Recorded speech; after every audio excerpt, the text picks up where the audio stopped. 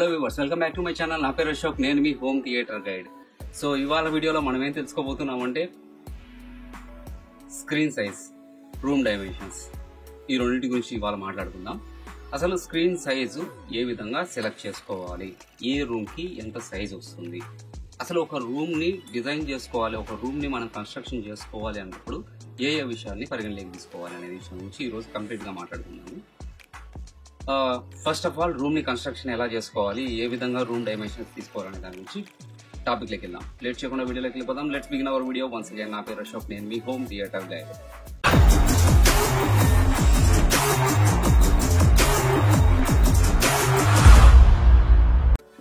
ఇక పాయింట్లోకి వస్తే, ఒక రూమ్ని డిజైన్ చేసుకోవాలంటే ఇంకా తీసేసండి. డిజైన్ అంటే ఆల్రెడీ కన్స్ట్రక్షన్ ఉన్న రూమ్ని తీసుకోవాలి.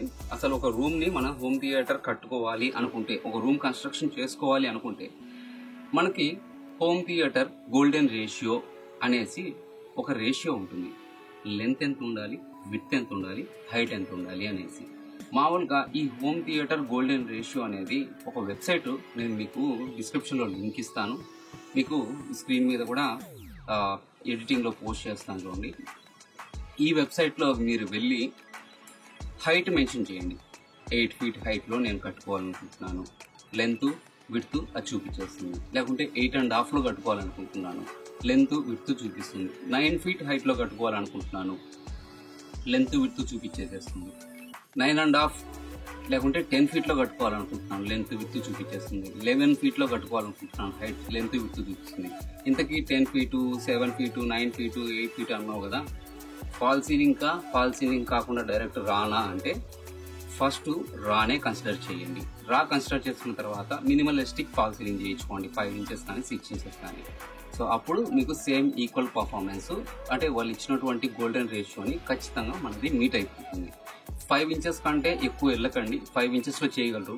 నేను నా ఇంట్లో ఫాల్ సీలింగ్ చేయిస్తున్నప్పుడు 4 inches మాత్రమే అంటే 4 inches వరకు చేయగలం అని చెప్పి వాళ్ళు చెప్పడం జరిగింది. నేను 5 inches చేయండి అని చెప్పాను. 1 inch ఎప్పుడన్నా చేయబెట్టాలన్నా, లేదంటే లైట్ పెట్టుకోవాలన్నా, ఏదైనా స్పీకర్ పెట్టుకోవాలన్నా కూడా 4 inches మినిమం ఉంటుంది. నెక్ టు నెక్ ఎందుకని ఆ 1 inch ఎక్స్ట్రా చేయించుకున్నాను, లేకుంటే నేను 4 inches చేయించుకునేవాడిని. సో మీరు కూడా ఫాల్ సీలింగ్ చేయించుకునే వాళ్ళకి, లేదా జిప్సమ్ ఫాల్ సీలింగ్ చేయించుకునే వాళ్ళకి 4 inches మాత్రమే, అంటే 4 inches నుంచి చేస్తారు. 4 నుంచి 5 inches 6 inches మీ ఇష్టం. 5 inches 6 inches నుంచి వెళ్ళకండి, మీకు గోల్డెన్ రేషియోని మీట్ అవుతారు. ఈ రేషియోని మనం క్యాలిక్యులేట్ చేసుకున్నప్పుడు పర్ఫెక్ట్ రెక్టాంగిల్ షేప్ రూమ్ అనేది మనకి క్రియేట్ అవుతుంది. సో ఇక రూమ్లో స్క్రీన్ సైజ్, ఒక హోమ్ థియేటర్ వెంటనే పిలుస్తారు. సార్ ఇక్కడ మా హోమ్ థియేటర్ ఉంది, పొడవు వచ్చేసి 26, వెడల్పు వచ్చేసి 15. ఈ హోమ్ థియేటర్కి ఎంత సైజు స్క్రీన్ వేయచ్చు సార్, ఎంత బడ్జెట్, ఎంత సైజ్ స్క్రీన్ వేయచ్చు సార్ అని మీరు అడుగుతారు. అతను రాగానే చెప్తాడు, సార్ ఈ హోమ్ థియేటర్కి ఒక 25 lakhs అవుతుంది సార్. 25 lakhs మీకు వెడల్పు 14 అడుగులు అన్నారు కదా సార్, అంటే 14 అడుగులకి మీకు 180 inches స్క్రీన్ వేసేసుకోవచ్చు. స్క్రీన్ ఎంత పెద్దదైతే అంత ఇమర్సివ్ ఎక్స్పీరియన్స్ సార్ మీకు. అట్లాంటి మాటలు నమ్మకండి. అట్లాంటి మాటలు చెప్పి అసలు బుర్ర మోకాల్లో ఉన్నట్టు, నేను డైరెక్ట్ చెప్పి బుర్ర మోకాల్లో ఉన్నట్టు, అసలు హోమ్ థియేటర్ ఇండస్ట్రీకి అన్ఫిట్. 200 inches, 300 inches, ఇంకా సినిమా స్కోప్లో 165 inches, 170 inches, ఇలాంటి నాన్సెన్స్ మాటలు ఈ కళ్ళబొల్లి కబూర్లు ఇంకా కట్టి పెట్టండి. ఎవరైతే చెప్తారో వాళ్ళ మాటల్ని కూడా కట్టి పెట్టేసి ఇంక వెళ్ళిపోను ఆయన చాలా అని చెప్పేసి. ఇప్పుడు నేను ఒక క్వశ్చన్ అడగదలుచుకున్నాను వ్యూవర్స్ మిమ్మల్ని. సో ఈ క్వశ్చన్ ఎంత లాజికల్గా ఉంటుందంటే అంత లాజికల్గా ఉంటుంది. మీరు చాలా సింపుల్ ఆన్సర్ ఇది కూడా, కానీ కొంచెం ఆలోచించి చెప్పండి. సినిమా హాల్కి వెళ్తాం ఫ్యామిలీ అందరం కలిసి. సినిమా వచ్చి వెడల్పుగా ఉంటుంది, పైన కింద బ్లాక్ బార్స్ కనపడవు. టీవీలో వేస్తే బ్లాక్ బార్స్ వస్తాయి. ఎందుకు సినిమా వెడల్పుగా ఉంది? నా క్వశ్చన్. సినిమా స్క్రీన్ వెడల్పుగా ఉంది, ఎత్తు కొంచెమే ఉంది, కానీ వెడల్పు మాత్రం పూర్తిగా ఇటు నుంచి అటు చూస్తే సినిమా హాల్ అంతా స్క్రీన్ ఉంది, ఎత్తు తక్కువే ఉంది. ఎందుకు ఆ విధంగా చేస్తారు? సినిమా స్క్రీన్ ఆ విధంగా ఎందుకు తయారు చేస్తారు? ఫస్ట్ ఇటు పక్కన, నా పక్కన, కుడి పక్కన కూర్చుని ఆయన చెప్తారు. సార్ ఇట్లా కూర్చున్నప్పుడు జనాలు ఎక్కువ మంది ఉంటారు కదా, వాళ్ళందరూ తలలు కనపడకుండా కిందకు పోసేసారు, పైన పోసేసారు సార్, ఎడల్పు పెట్టేశారు. Okay right. ఎడం పక్కన కూర్చుని ఆయన చెప్పాడు, సినిమా ఆ విధంగా షూట్ చేస్తారు. వాళ్ళ కెమెరా లెన్స్ ఇట్లా తిప్పితే ఇంత పొడుగు వస్తుంది, ఇట్లా తిప్పితే ఇట్లా అయిపోద్ది. పర్ఫెక్ట్. సినిమా స్కోప్ సినిమా అంటే ఆ విధంగానే తీయాలి, అట్లా తీస్తేనే సినిమాటిక్. ఆ నాలెడ్జ్కి హ్యాట్స్.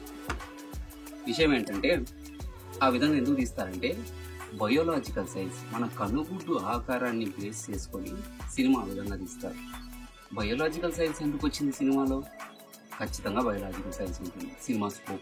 సినిమా స్కోప్ ఎందుకు డిజైన్ చేస్తారంటే ఈ బయోలాజికల్ సైన్స్ ఏంటంటే మనం స్ట్రైట్గా చూస్తున్నప్పుడు మన కన్ను కుడి పక్కలకి ఎడమ పక్కకి అంటే రెండు సైడ్స్కి కుడి ఎడమకి ఎక్కువ దూరం చూడగలదు, పైకి కిందకి ఎక్కువ దూరం చూడలేదు.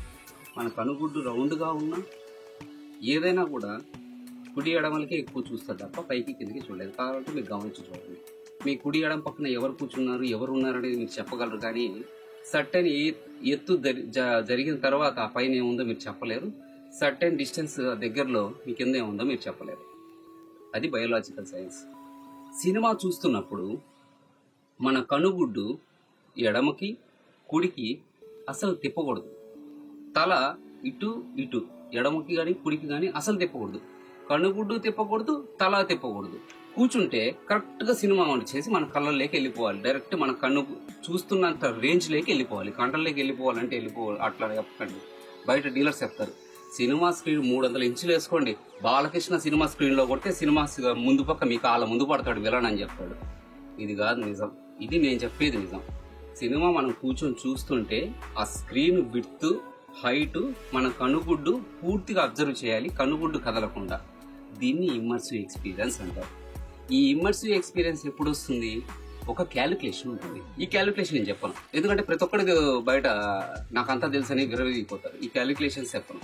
ఈ క్యాలిక్యులేషన్ ఒక రూమ్ లో ఇంత డిస్టెన్స్ లో మనం కూర్చోవాలి, ఎంఎల్పి అంటారు, మెయిన్ లిజనింగ్ పొజిషన్. ఇక్కడ కూర్చున్నప్పుడు మనకి ఎంత స్క్రీన్ వస్తుంది, ఈ క్యాలిక్యులేషన్ ఒక మ్యాథమెటికల్ ఫార్ములా ఉంది. ఆ ఫార్ములా యూజ్ చేసి చిన్న మెజర్మెంట్ లెక్కేస్తే ఇటు అటు అటు 3 క్యాలిక్యులేషన్స్ ని లెక్కేస్తే స్క్రీన్ డైమెన్షన్ డయాగ్నల్ సైజ్ వచ్చేస్తుంది. ఈ మెజర్మెంట్ ని ఫాలో అయ్యి మాత్రమే స్క్రీన్ సైజ్ డిక్లేర్ చేయాలి. 150 ఇంచులు, 165 ఇంచులు, 180 ఇంచులు, 200 ఇంచులు, 300 ఇంచులు వేసుకోవడం వల్ల దమ్మిడి ఉపయోగం లేదు, పావలా పనికిరాదు. నువ్వు వేసిన 300 ఇంచుల స్క్రీన్ కానీ 200 ఇంచుల స్క్రీన్ కానీ ఆ క్యాలిక్యులేషన్స్ నువ్వు ఎప్పుడైతే ఫాలో అవుతావో 135 ఇంచెస్ స్క్రీన్ వేసినా కూడా ఇమ్మర్సివ్ ఎక్స్పీరియన్స్ వచ్చేస్తుంది.